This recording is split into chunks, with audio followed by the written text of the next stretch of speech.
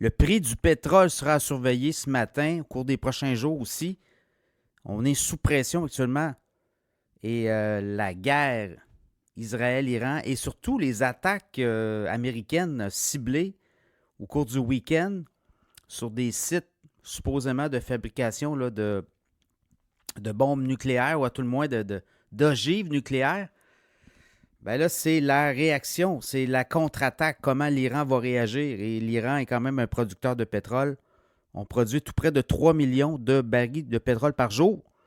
Donc, on a un impact là certain à venir. L'autre chose, le détroit d'Ormuz, qui est tout près situé. En fait, l'Iran pourrait bloquer. Là, ce matin, j'ai vu que les parlementaires iraniens, le Parlement de l'Iran a opté là, pour, en tout cas, il y a eu un vote et on a voté pour fermer le détroit d'Ormuz. Donc, 20% du pétrole mondial transite par ce détroit-là très stratégique et qui ferait en sorte que là, les pétroliers devraient emprunter d'autres routes.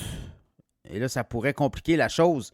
Et c'est ce qu'on craint, là. Donc, les analystes, quand on regarde le prix du pétrole actuellement ce matin, le WTI monte 74,25. Le Brent a monté aussi 77,41. Ça a monté un petit peu plus fort lorsque les marchés asiatiques ont ouvert. Ça s'est restabilisé, mais c'est sûr que là, il y a une pression là-dessus. Et là, c'est les analystes de Goldman Sachs qui disent si jamais le détroit d'Ormuz est bloqué, ben, ça pourrait faire monter le baril de pétrole de 100 à 110 $ US. Là, on est à quoi? Là, on est à 75, tout près de 74, 75, 74, 25. Vous voyez, là, il y a une prime incroyable là-dessus. Parce que le détroit d'Ormuz, on dit, oui, 20%, mais c'est ça, c'est 20 millions de barils par jour. Il se consomme environ 100 millions de barils par jour dans le monde. Ça serait 20% de la production et qui serait impactée. C'est un point critique. L'Iran contrôle ce point de passage des bateaux, des pétroliers. J'imagine que les Américains savaient ce qu'ils faisaient aussi.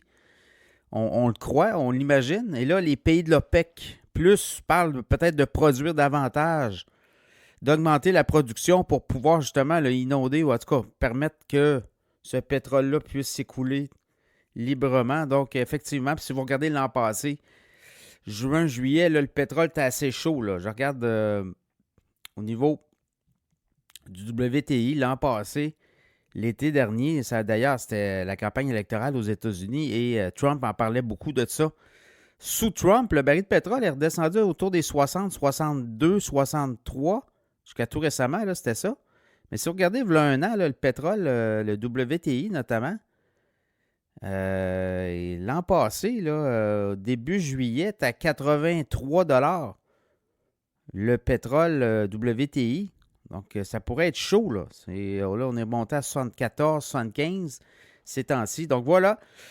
Avec cette histoire d'attaque, puis là, on dit qu'Israël continue à attaquer l'Iran, donc on continue à bombarder.